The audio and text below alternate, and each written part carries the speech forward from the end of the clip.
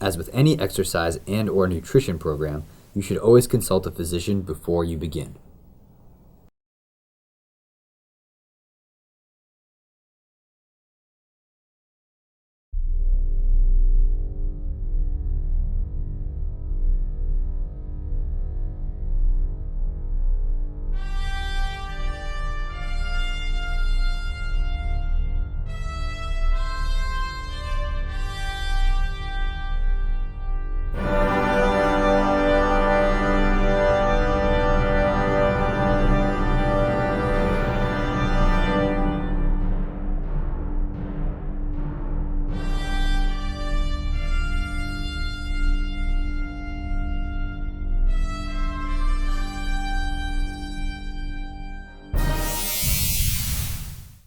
Well now, wasn't that very exciting?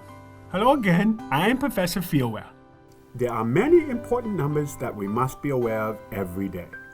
But for you, as someone with type 2 diabetes, there are 4 vital numbers that you need to know.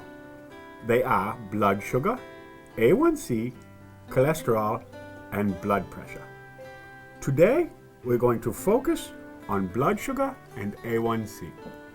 It's very important to know your blood sugar and A1C numbers and what these numbers mean to you. So let's get right to it. What exactly is blood sugar and A1C? Blood sugar, quite simply, is a test that measures the amount of glucose in your blood, while A1C is the 3-month average of the blood sugar level during that time. Remember our friends from the first episode, the insulin boys. As you can see, if they do their job, then the glucose gets right into the cells. But if the insulin boys slack off, then the glucose cannot get into the cells and backs up into the bloodstream. This is precisely what affects your blood sugar levels and what we are measuring for. As we can see, when we look at this graph, our daily blood sugar levels can vary quite a bit.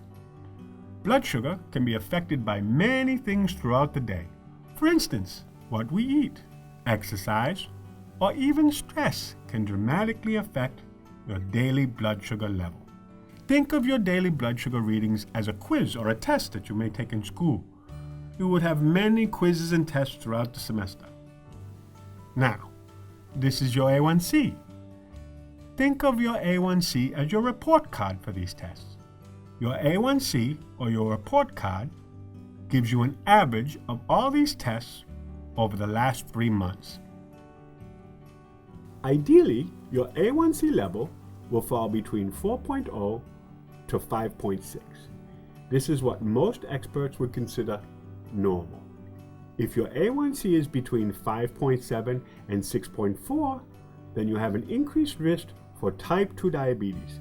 This is called prediabetes. And if your A1C is 6.5 or higher, then you do have type 2 diabetes.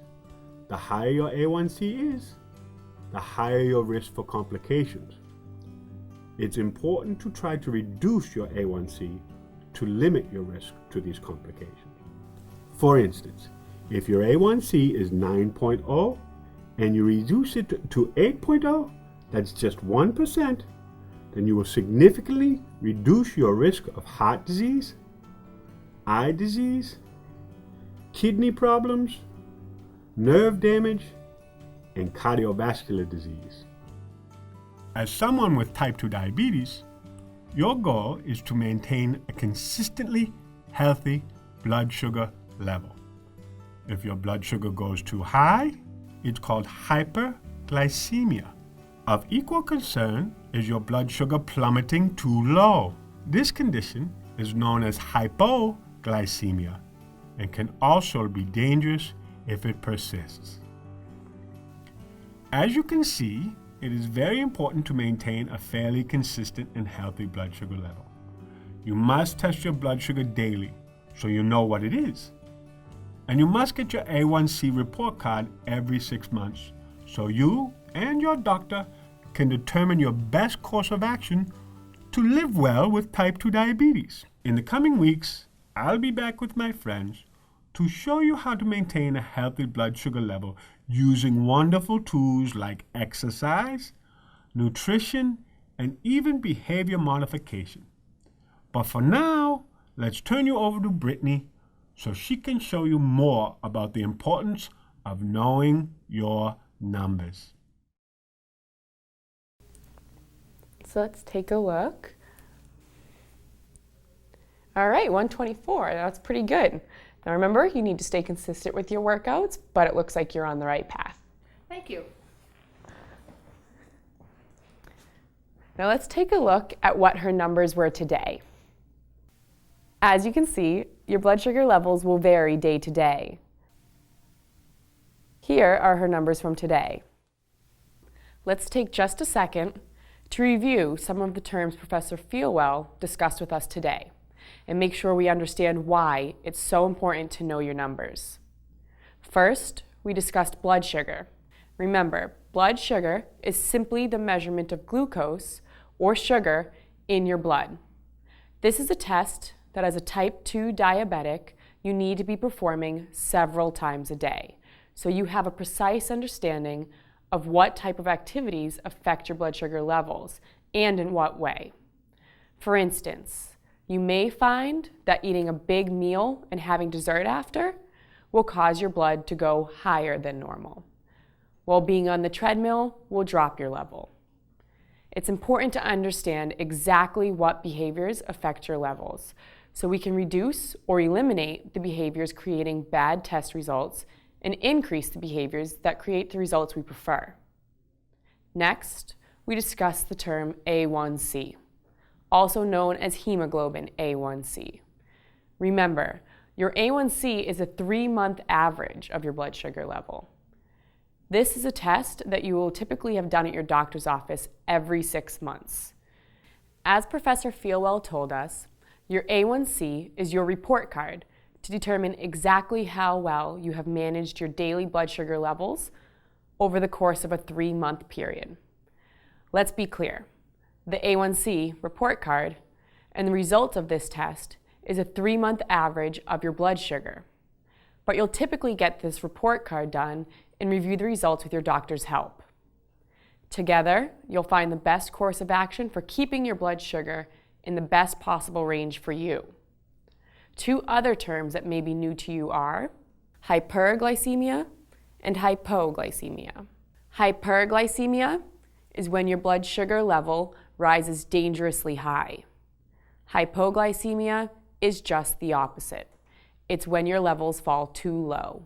Both of these conditions can create serious health concerns if they persist. I hope you found this segment to be informative.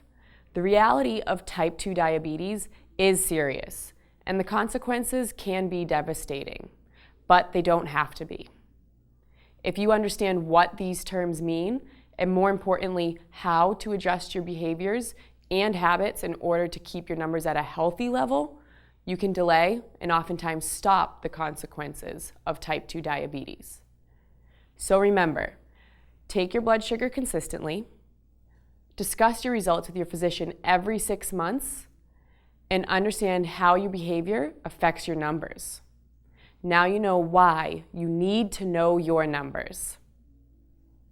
It's important to understand that the information discussed in this segment is general information that pertains to most people with type 2 diabetes. Your specific situation and condition is unique to you and may present exceptions. For more detailed information, please join our type 2 diabetes support group at dedhamhealth.com. This footage and all characters within are property of Dedham Health and Athletic Complex. All rights reserved. Any rebroadcast, retransmission, or any other use of this video without the express written permission of Dedham Health and Athletic Complex is strictly prohibited.